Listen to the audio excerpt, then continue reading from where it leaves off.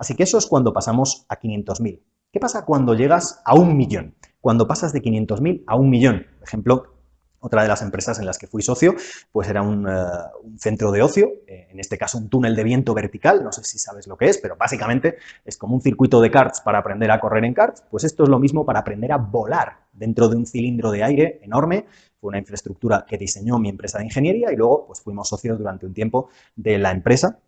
Y era una empresa que facturaba en el entorno de más de 1.000.000 de euros. Y al final, en este caso, necesitas aumentar tus clientes. Necesitas quizá, y en la mayoría de los casos quito el quizá, necesitas ya un equipo en exclusiva comercial. Un equipo comercial en exclusiva, tienes diferentes tipos de clientes y algo más importante, no solo tienes diferentes tipos de clientes, sino que tienes que diferenciar a los clientes y tratarlos de manera diferente. No puedes tratar a todos los clientes por igual. Hablo de esto en muchos de mis vídeos. No puedes tratar a todos por igual. Hay que tratarlos a todos muy bien, sí, pero al final, en toda empresa pasa como en la economía de los países, que aplica esto de la observación que hizo Vilfredo Pareto, la observación de Pareto, de este ingeniero, sociólogo y economista italiano, que a principios del siglo, a finales del XIX, principios del XX, hizo esa observación del 80-20.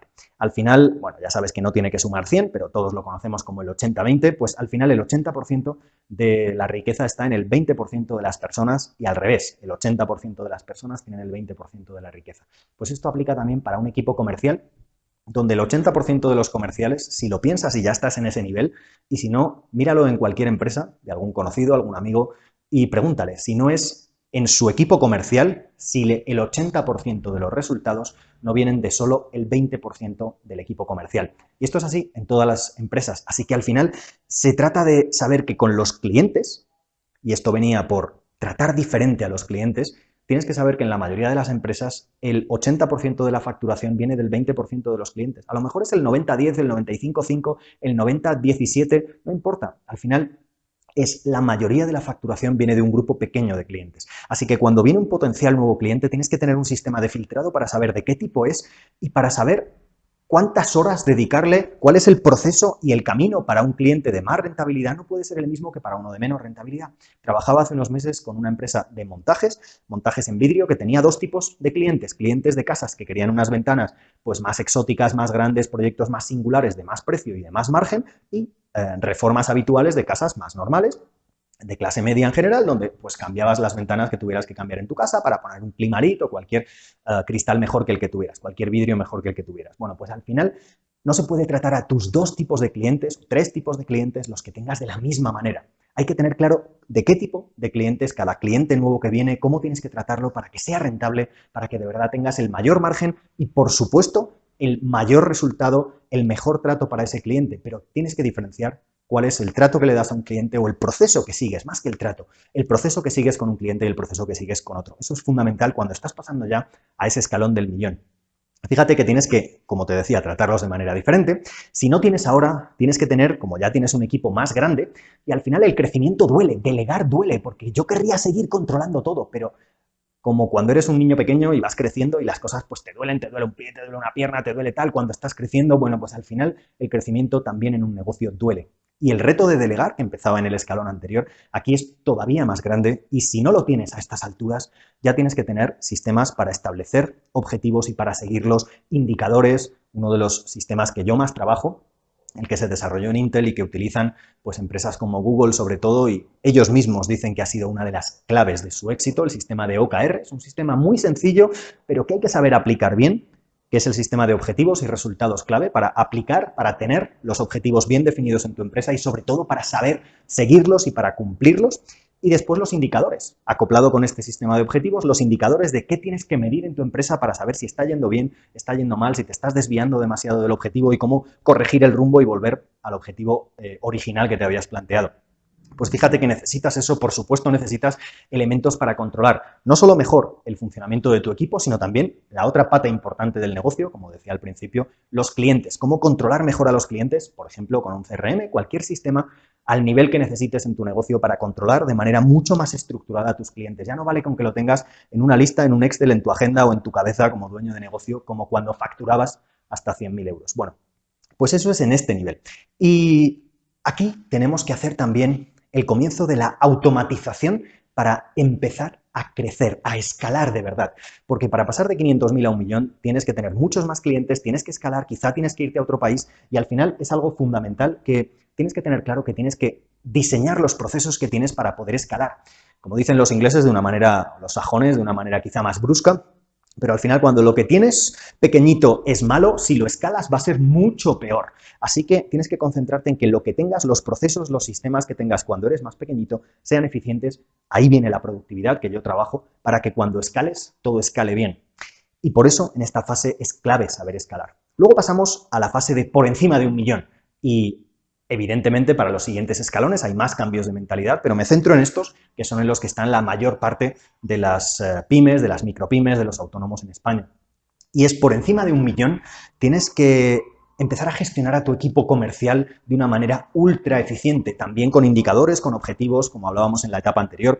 Tienes que hacer lo que yo llamo la acción masiva dirigida. Y tengo otro vídeo en mi canal que saldrá, pues a lo mejor cuando estás viendo este todavía no ha salido, pero está grabado y estará en mi canal en las próximas semanas. Y es sobre la acción masiva dirigida. Si lo buscas así en el canal de YouTube, pues te sale directamente el vídeo. Y es un vídeo en el que me meto en detalle en este concepto, pero básicamente aquí para enunciártelo, la acción masiva dirigida son 3 palabras que tienes que cumplir para tu acción comercial y para cualquier otra área importante en tu negocio. Y es actuar, no quedarte parado, que sea masivo, tener muchos contactos para tener resultados, para tener datos estadísticos fiables, porque hoy en día tienes que dirigirte a muchas personas, dirigirte a colectivos suficientemente grandes para poder tener resultados fiables, para encontrar patrones, para ver lo que funciona y no. Y ojo, porque hablo en otros de mis vídeos de cómo dirigirte especialmente a nichos súper pequeños. Bueno, esa es una clave que no es incoherente para nada, porque tú puedes dirigirte a mucha gente, pero tienes que clasificarlos en nichos y a cada uno hablarles de manera diferente. Pero puedes tener 50 nichos diferentes y esa es la manera de llegar a mucha gente. Pero la acción masiva dirigida tiene que ser acción, tienes que actuar, tiene que ser masiva y tiene que estar dirigida. Dirigida, enfocada con estrategia a cada uno de los grupos, en este caso de clientes potenciales más interesantes, para hablarles a cada uno en su lenguaje. Al final es una de las claves para pasar por encima de esta facturación. También la internacionalización. En la fase anterior o en este escalón es clave que empieces a pensar en vender fuera del pueblo, como digo siempre. Al final, internacionalizarse muchas veces es salir de tu pueblo y vender en todo tu país. Y, por supuesto, también vender en otros países. Bueno, pues al final, política de incentivos para tu equipo comercial y para tu equipo. ¿Cuál es la política de incentivos para que de verdad funcione y no se quede en algo que esté incentivando lo que no debes? Uno de los colaboradores, amigos además y colaboradores que traigo a mis formaciones para explicar esta parte y toda la parte de gestión de equipos comerciales es Javier Zurita. Javi Zurita, que fue director comercial, ha estado en varias startups y fue el director comercial para Europa de Cabify, el primer unicornio español, la primera empresa valorada en más de 1.000 millones. Bueno, pues al final Javi Zurita explica cómo gestionaba él el equipo comercial en Cabify y en particular la parte de los incentivos, una manera muy chula para saber que estás incentivando lo que de verdad quieres incentivar, porque no es tan sencillo como parece.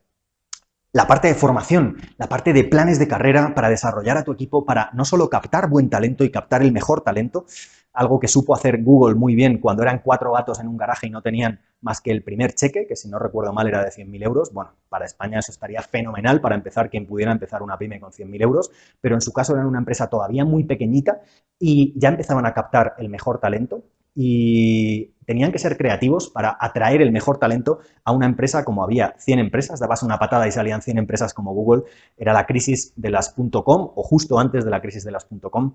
Y había muchas empresas de internet y la gente no se fiaba de que fueran a tener potencial, así que los buenos profesionales que estaban en HP, en Microsoft, en las empresas grandes, pues no era tan fácil que se movieran a una empresa pequeña. Bueno, pues cómo captar el mejor talento, pero cómo retenerlo, porque al final puede ser talento que hayas captado, que hayas formado dentro de tu empresa, pero lo peor que puede pasar es que se vaya ese talento. Bueno, pues al final cómo retener el talento, cuál es la estructura de la empresa. Si ya estás facturando por encima de 1.000.000, tienes un equipo más grande.